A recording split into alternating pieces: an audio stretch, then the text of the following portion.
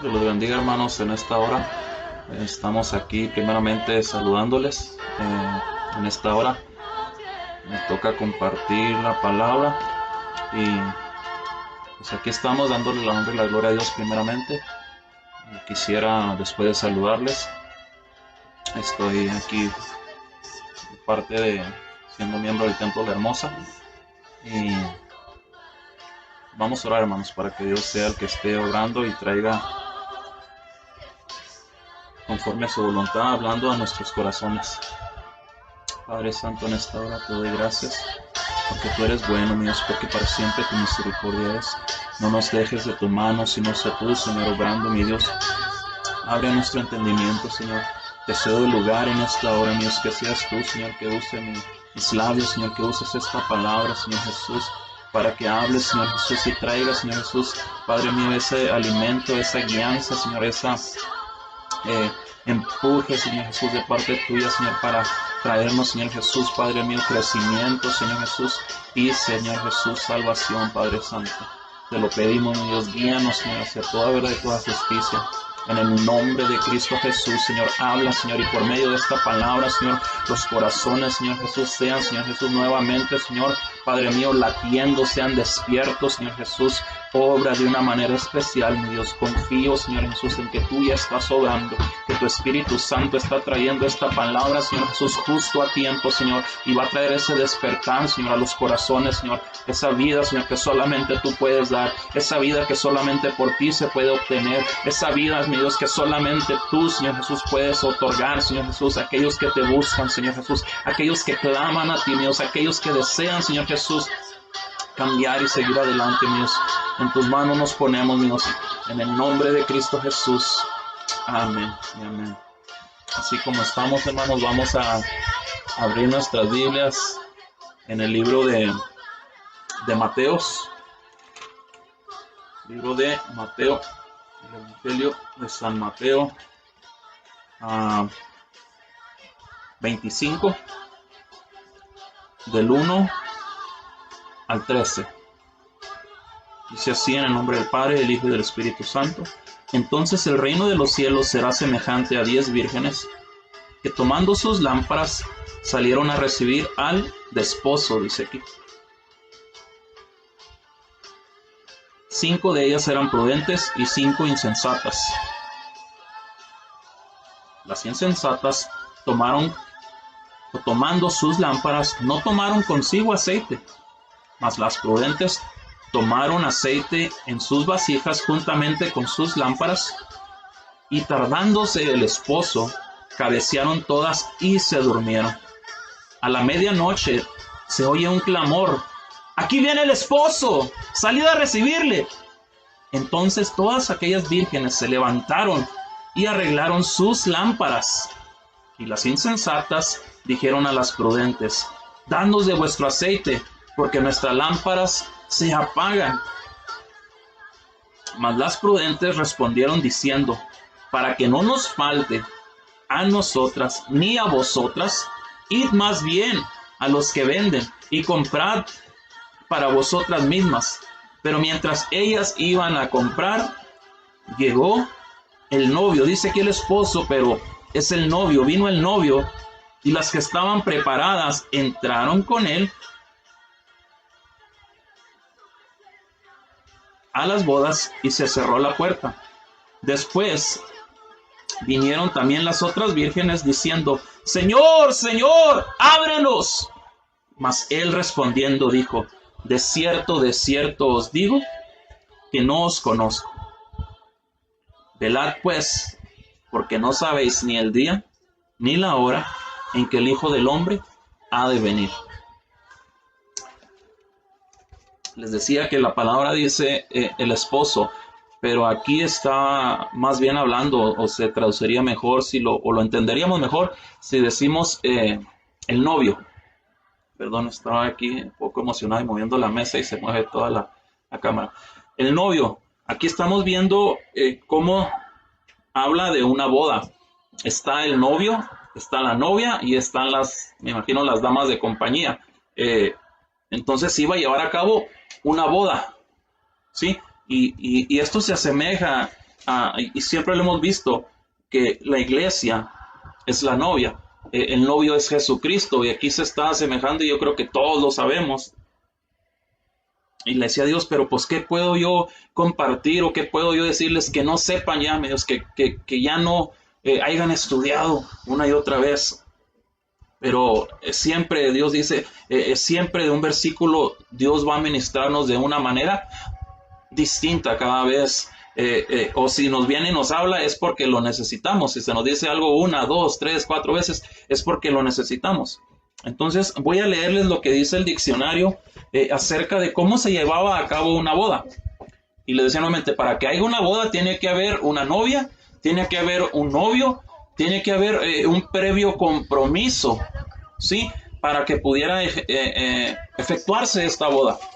Entonces me imagino que ya el novio tenía alguna clase de compromiso con la novia. Y yo quiero hablar de esto espiritualmente. Es un compromiso que adquirimos nosotros. Ya no hablo como la iglesia en general, ahora te hablo como la iglesia o como algo personal. Es algo que un compromiso que yo adquirí ante Jesucristo, que es el novio, un compromiso que adquirí de guardarme, de prepararme para Él. ¿Sí? Entonces, todos conocemos cómo se lleva a cabo una boda. El padre viene y se va a hablar con... disculpen, por ahí está sonando alarmas. Y de hecho esto me recuerda a que no les di el tema o el nombre que le puse a mi prédica. Me acordé con las alarmas. Es alerta. Alerta. Entonces, estaba aquí viendo que tenía que ver un compromiso con el novio, pero estaba por medio siempre, cuando se quiere un compromiso aquí en la tierra, es por medio del Padre, ¿sí? Dice el diccionario bíblico, para llevar a cabo una boda se tenía que llevar un compromiso o una promesa, ¿sí? La novia y los padres del novio firmaban un pacto que unían a esta pareja. Ya había una unión, aunque todavía no se llevaba a cabo la boda, desde que se llevaba o se adquiría ese compromiso. De hecho ahora se usa que se da un anillo de compromiso. Nosotros ya hemos adquirido, al aceptar a Cristo, hemos adquirido ese anillo, ese compromiso, que aunque no hayamos todavía sido desposados, eso va a ser cuando Cristo venga. Entonces ya seamos desposados con Él. Se adquiere esa promesa, ¿sí? Quiero explicarles un poco cómo se llevaban a cabo las bodas en los tiempos de antes, allá en Israel. Es un poco distinta a lo que se usa hoy. Hoy nada más hablan los padres y los novios y se llega a una fecha. Aquí está el anillo, de aquí a 6 meses vamos a preparar la boda, pero se establecía un tiempo. Aquí dice, la ceremonia comenzaba cuando el novio llevaba a la novia de la casa de sus padres de ella a la casa de sus padres de él. El novio, acompañado de sus amigos y en medio de música y canto, encabezaban una procesión a través de las calles de la ciudad hasta llegar a la casa de la novia. ¿Sí? Dice que era un gran alboroto, se sabía, se escuchaba. Pero en ese tiempo no era de que vengo mañana y ya la novia se ponía a listar. No, siempre por lo general se establecía 6 meses, 1 año, y es donde tiene mucho que ver con esto. Porque en el versículo 5 de Mateo 25 nos dice, y tardándose el novio, cabecearon todas y se durmieron. O sea que fue largo el tiempo. Pero creo que las hermanas me entenderán mejor en esto. Cuando ya tienes, y no necesariamente esperar al día de la boda, me imagino que para la boda o cuando te casaste, fue más la emoción, pero simplemente con que tuvieras una cita y te dijera tu novio, aquel que andaba ahí por ahí quedando bien, te decía, quiero invitarte a cenar, quiero invitarte a dar la vuelta a comer. Tal día, te ibas preparando, no te esperabas hasta ese día. Ay, hoy es viernes, ya no me acordaba que ahora iba a salir a cenar con mi novio, con mi comprometido, o simplemente ese que andaba quedando bien contigo. Desde el momento que te dijo, ya se te hacía larga la semana, te empezabas incluso yo me imagino que te empezabas a cuidar porque ese día ibas a salir con él, ¿sí? Te empezabas a preparar.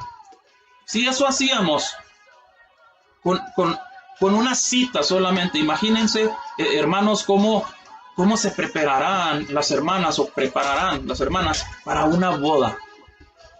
Yo me acuerdo, voy a meter por aquí a la familia, me acuerdo cuando mi hermana iba a desposarse. Ella desde que la pidió el que ahora es mi cuñado, ella empezó a cuidarse físicamente.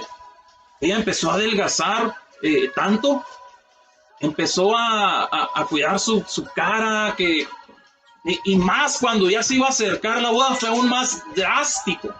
Fue más drástico, al punto que el mero día de la boda hasta se andaba por ahí desmayando y agréguele los nervios, agréguele que ya ese día iba a ser.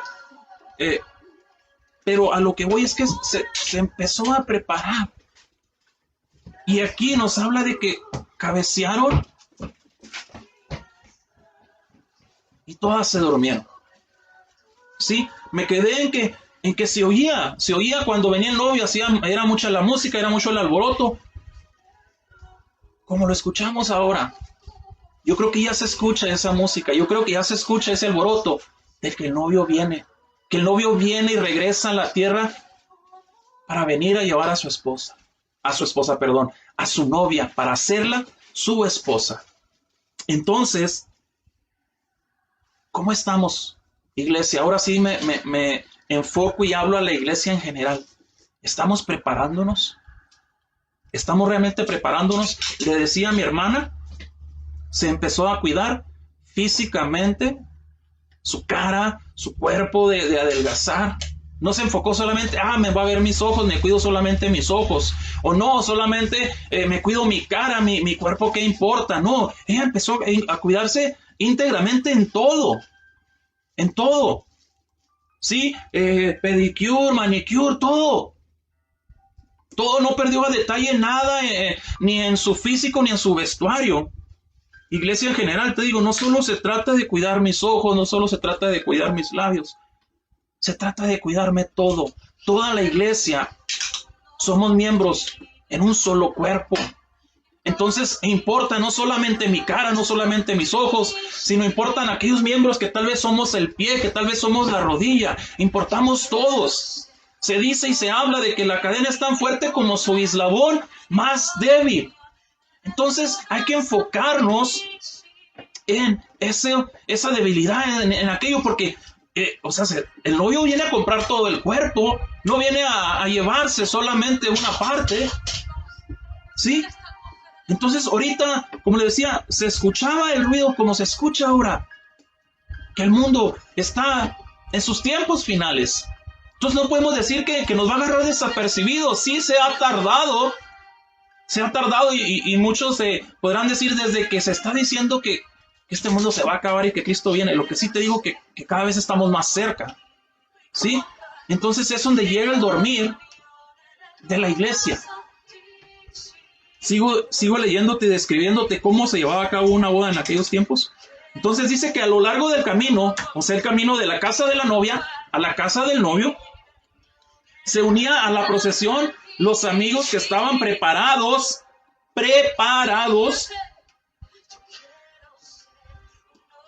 esperando con lámparas encendidas.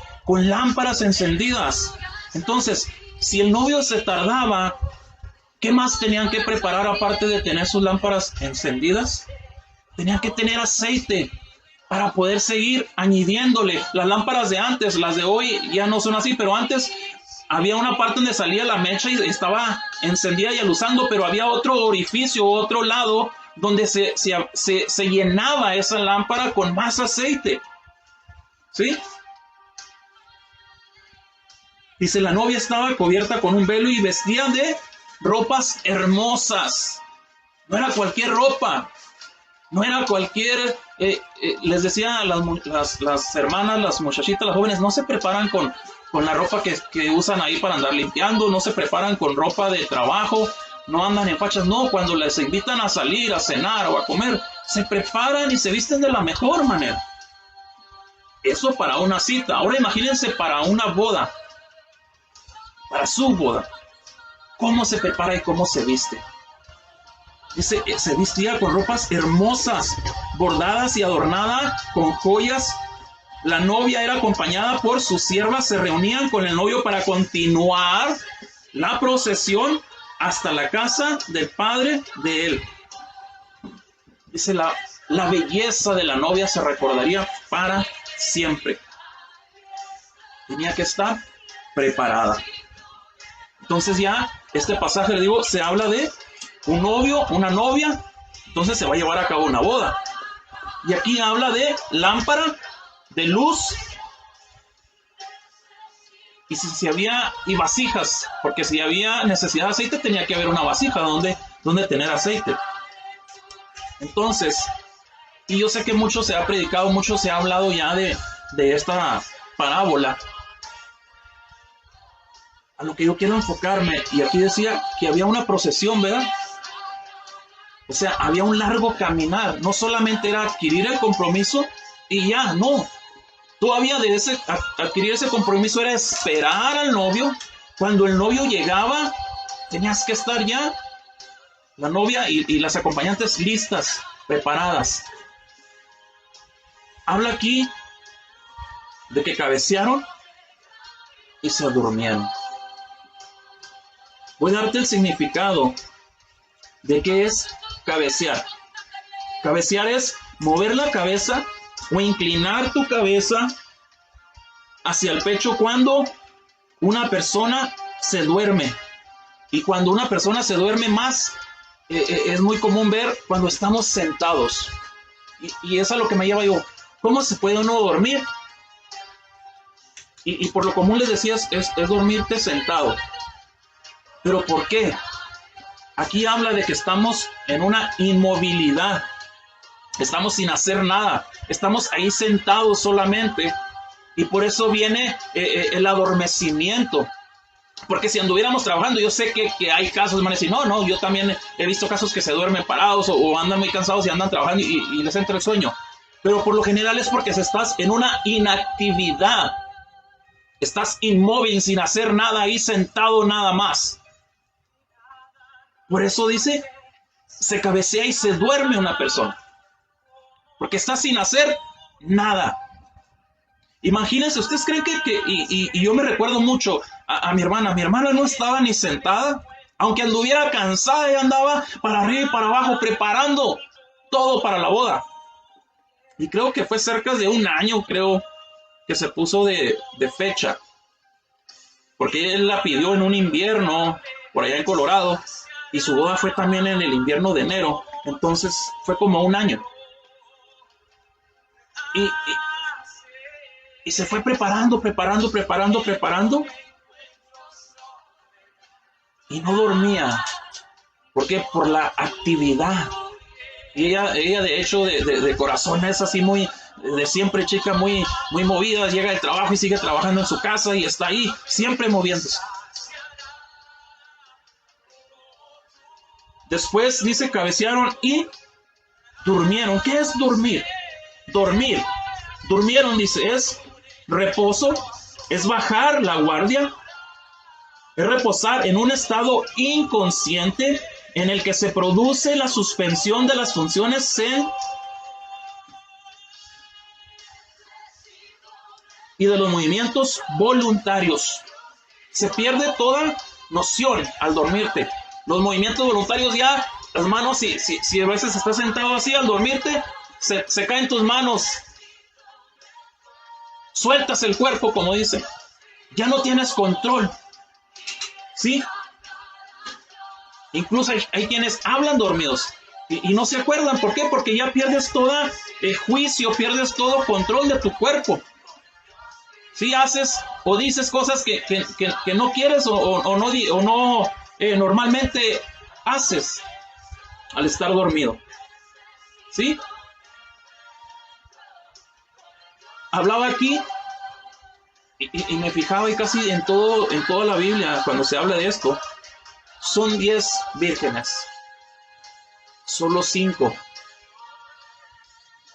entraron y pudieron irse con el novio. Y hay otros pasajes donde la Biblia dice, andarán 2 en el campo, uno será tomado, el otro dejado.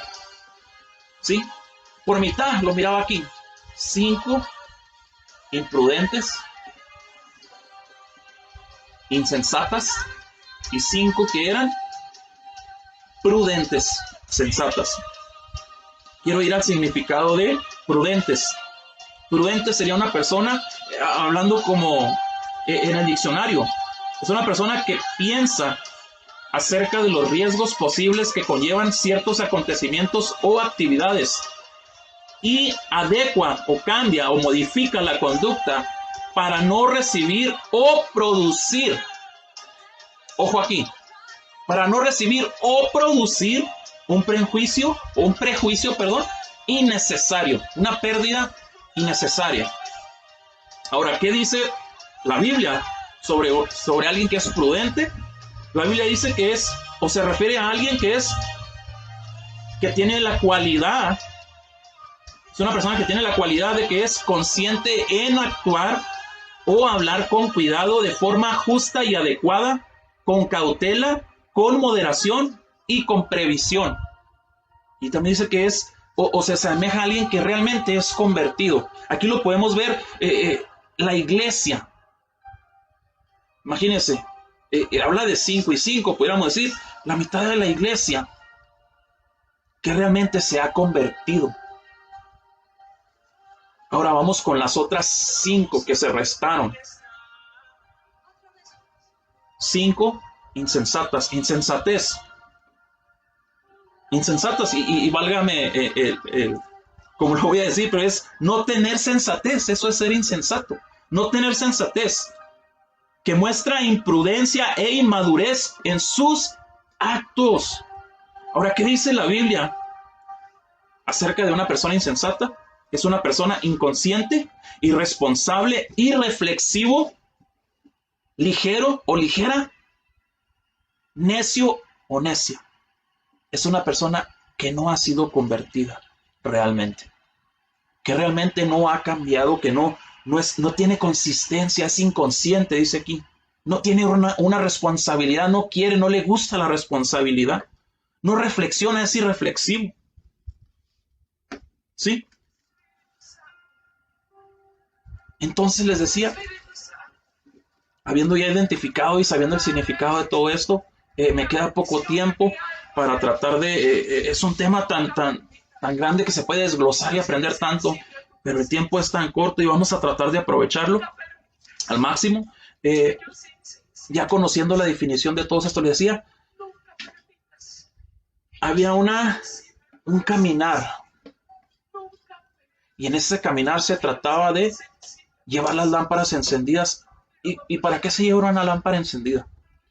Y lo dice en un Salmos, lámpara es a mis pies tu palabra. Primero para iluminarse y ver el camino ellos mismos, pero también para iluminarle el camino a los demás. Y entre más se juntaban y entre más venían y se juntaban a la profesión o al caminar, más grande se hacía la luz. Iglesia, te digo, ¿cómo estamos iluminando nosotros el camino? ¿Cuántos vamos o cuántos van con la luz encendida y cuántos nos vamos a agregar con una buena luz? Ahora te digo, pero el caminar va a ser largo. Ya deja tú el esperar, el caminar, el esperar. Aquí lo puedo ver como cuando aceptas a Cristo. ¿Cuánto tiempo no anduvimos ahí vagando? Llega el momento de que aceptamos a Cristo, pero ahora de ahí en adelante todavía hay que caminar como hemos estado caminando hasta ahora. Pero te digo, iglesia, hemos estado alumbrando y me cuestiono yo mismo. He estado alumbrando, he tenido el cuidado de limpiar mi lámpara para que realmente alumbre al que se va a agregar a este caminar. He preparado aún más, he preparado una vasija, o he preparado más bien esa vasija que viene siendo nuestro corazón, donde pueda echarle más aceite para que pueda alumbrar en ese camino. El aceite es la unción, es el Espíritu Santo, pero también es fruto. De hecho, el aceite sale de un fruto. Pero ¿de dónde voy a sacar yo aceite si no tengo ese fruto? ¿Cómo se va a remoler ese fruto para sacar aceite si no tengo ese fruto? Tengo que tener frutos dignos de arrepentimiento.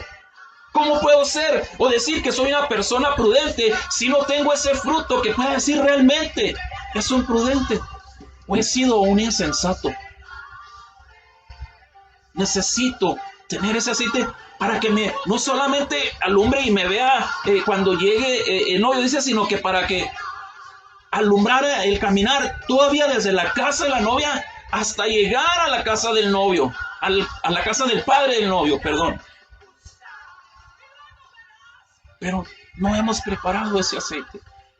No nos hemos preparado y ¿cómo vamos a alumbrar? Qué bueno por los que se han preparado. Y esto no es un regaño, es un llamado. Por eso la predicación le quería poner por nombre alerta. Alerta. Despertemos. Preparémonos. No esperemos hasta el último momento. Imagínense ahorita. Este pasaje en realidad viene para hablar y despertarnos a la iglesia hoy en día. ¿Por qué? Porque la iglesia está dormida. Hemos cabeceado. Y no solamente es un dormir físico, porque muchos no nos hemos dormido simplemente físicamente. Nos hemos dormido, cabeceado. Cabecear es no estar enfocado, es perder el enfoque. He perdido el enfoque realmente de que tengo que prepararme para la eternidad. Que no voy a quedarme aquí en mi casa de mis padres, no, voy a caminar y voy a avanzar hasta la casa del Padre, del novio. Entonces Jesucristo viene representando ese novio y nos va a llevar a la casa de su Padre, que es nuestro Padre. Pero tendremos el aceite suficiente que nos aguante ese caminar, ese procesar. Más aún, está limpia esa lámpara para alumbrar, porque dice que se van a agregar más. Esto es un despertar, de decir, iglesia despierta, porque nos hemos vuelto tal vez perezosos, hemos perdido el enfoque, nos hemos dormido en nuestro trabajo, nos hemos dormido en nuestros placeres, nos hemos dormido en nuestras actividades, hemos perdido el enfoque, hemos cabeceado en enfocarme en mi familia, en mis hijos, pero solamente en lo monetario, en lo espiritual no me he enfocado en mi familia, en mis hijos. No he previsto ni he provisto que ellos sigan ese camino en lo espiritual. Porque lo material es perecedero, lo material se va a terminar. Y quiero que vayamos a Efesios 5:14.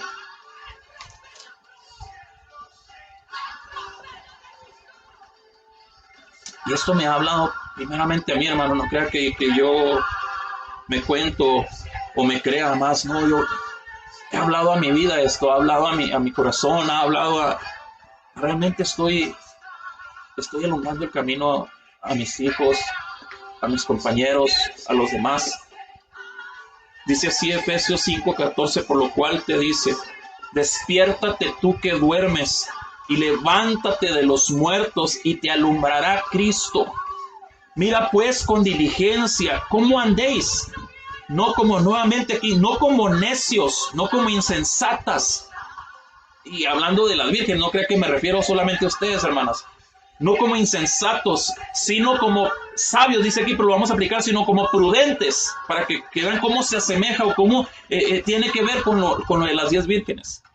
Sino andemos como sabios, como prudentes, aprovechando bien el tiempo. ¿Por qué? ¿Por qué tengo que aprovechar bien el tiempo? Porque los días son malos, ya lo estamos viendo, hermanos. Si nos está tumbando el que ya no nos podamos congregar en la iglesia, de que teníamos ya físicamente que martes y jueves y viernes y domingos estábamos en la iglesia, automáticamente ya estábamos yendo ahí. Pero ahora que no hay, ahora ¿qué hemos hecho, hermanos? Yo sé que no la mayoría, pero sí puedo decirte que muchos ya no nos alimentamos el martes, ya no me alimento el jueves, ni el viernes, ni el domingo. Pues ahora no tengo que ir físicamente. Entonces me he empezado a dormir, he empezado a cabecear, porque ya no hay ese ir físicamente a la iglesia. Entonces tengo que aprovechar el tiempo. Muchos ya estábamos dormidos desde antes que esto sucediera. Pero si esta pandemia, estas prohibiciones de no salir, de no estar congregados en la iglesia, nos ha tumbado, no hemos podido vencer. Imagínense que podamos entrar o estar preparados para cuando suene la final trompeta, para cuando Cristo regrese. ¿Estaremos realmente preparados, hermanos? Aprovechemos bien los tiempos, porque los días son malos. Por tanto, no seáis, nuevamente dice aquí, insensatos, sino entendidos o prudentes, de la cual sea la voluntad del Señor. Y aquí habla un poco más claro todavía, por si tenemos una duda. No os embraguéis con vino, en lo cual hay desilusión. Antes bien, sed llenos. Llenemos del Espíritu Santo. No busquemos llenar esos vacíos con adquisiciones materiales. No busquemos llenar ese vacío con dinero, con trabajo, no sé con qué hemos buscado llenar esos vacíos. Solamente Dios puede llenar ese vacío por medio de su Espíritu Santo. Hablando entre nosotros con salmos. Aquí habla de aprovechar bien el tiempo cuando nos juntemos, cuando nos congreguemos, cuando estemos por ahí juntos. Porque a veces hacemos todo lo contrario de lo que dice aquí. Dice que cuando estemos juntos, hablemos entre vosotros con salmos, con himnos, con cánticos espirituales, cantando y alabando al Señor en vuestros corazones, dando siempre gracias por todo al Dios y Padre, en el nombre de nuestro Señor Jesucristo. Ser diligentes, andéis como prudentes y no como necios. Este término significa con precisión y con gran cuidado. Vivir con moralidad significa vivir con sabiduría. En el sentido bíblico, un necio no se llama así por alguna limitación intelectual, sino debido a la incredulidad y las obras abominables que esta actitud traen como consecuencia. El necio vive separado de Dios y en contra de la ley de Dios. Por eso no puede comprender la verdad. No puede entender ni su condición verdadera. Es indiscutible que los creyentes debemos evitar esta actitud y nunca comportarnos como necios. Aprovechar bien el tiempo. La palabra griega que se traduce tiempo denota una temporada específica de duración determinada. Con el artículo define el. Es probable que se refiere a los años que constituyen la vida de un individuo como creyente. Debemos aprovechar o redimir al máximo el tiempo que vivamos, hermanos. Al máximo la mayor parte de nuestro tiempo en este mundo para cumplir a plenitud los propósitos de Dios y reconocer las oportunidades diarias para la adoración. Me llamaba la atención algo, que las 5 dice que ambas, las prudentes y las imprudentes, cabecearon y durmieron, porque el esposo tardó. Hablaba aquí que llegaba de noche, por eso se usaban las lámparas y se necesitaban las lámparas. Esto nos dice que va a ser en el momento menos esperado. Y demuestra aquí que tenemos que alumbrar, ser la luz en medio de la oscuridad. No podemos ser parte de la oscuridad, tenemos que ser luz. Y me llama la atención que cuando se escuchó, porque se escuchó el ruido y las despertó a ambas. Se escuchó porque venía el novio con música, con alboroto, porque venía contento a recibir y a ver ya a su novia y a llevársela a la casa del padre. Y les digo nuevamente, ahorita estamos escuchando ese alboroto y ese ruido. El tiempo, por eso dice aprovechar bien el tiempo de preparar aceite, era antes, hermano.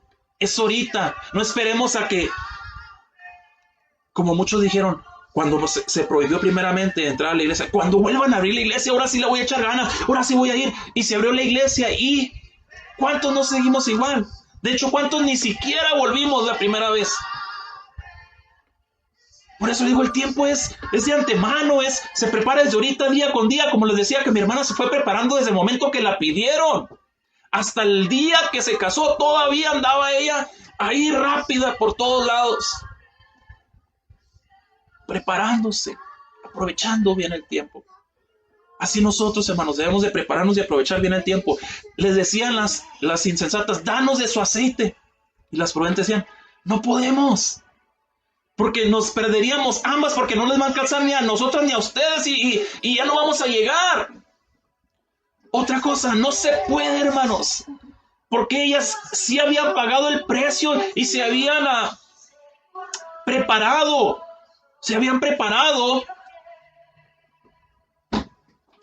con ese aceite extra.